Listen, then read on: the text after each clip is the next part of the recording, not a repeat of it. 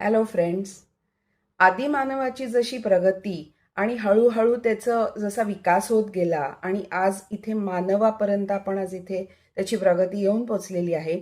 पण त्याच्यात एक बदल असा झाला नाही की आदिमानवाच्या काळात नैसर्गिक आपत्तींपासून किंवा प्राण्यांपासून संरक्षण मिळावं, तर त्याला फ्लाईट आणि फाईट मोड, जो मेंदूमध्ये लिम्बिक सिस्टीम आपली ऍक्टिव्हेटेड असते, सिम्पथेटिक नर्वस सिस्टीम त्याला म्हणतात.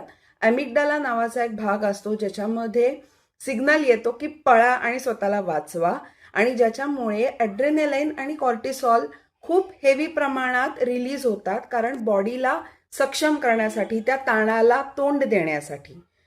पण हल्ली झालंय काय माहितीये का, प्रत्येक गोष्टीचा अतिविचार, चिंता, तणाव केल्यामुळे ही सिम्पथेटिक नर्वस सिस्टीम आपली इतकी ऍक्टिव्ह असते की जी फाईट आणि फ्लाईट मोडमध्येच आपण राहतो.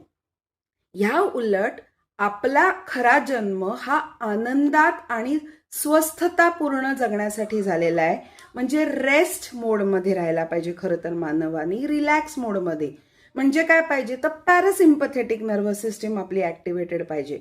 मग ती कशाने ऍक्टिव्हेटेड होते, तर त्याचा बेस्ट ती ऍक्टिव्हेट करायचा सोपा उपाय म्हणजे स्वस्थ बसायला शिकणे आणि ब्रीदिंगवर, सजग श्वास घेणे आणि श्वासावर लक्ष ठेवणे.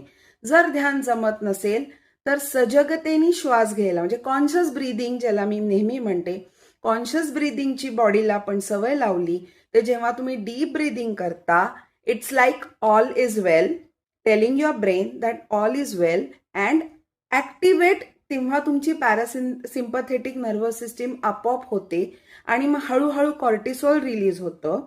सो मी नेहमी म्हणते की मनाला सवय लावा ह्या गोष्टींमधनं. त्याला सतत जर आपण अतिताणात ठेवलं तर आपल्या शरीरावर त्याचे दुष्परिणाम नक्की होऊ शकतात. तर सजगतेने ब्रीदिंग करा.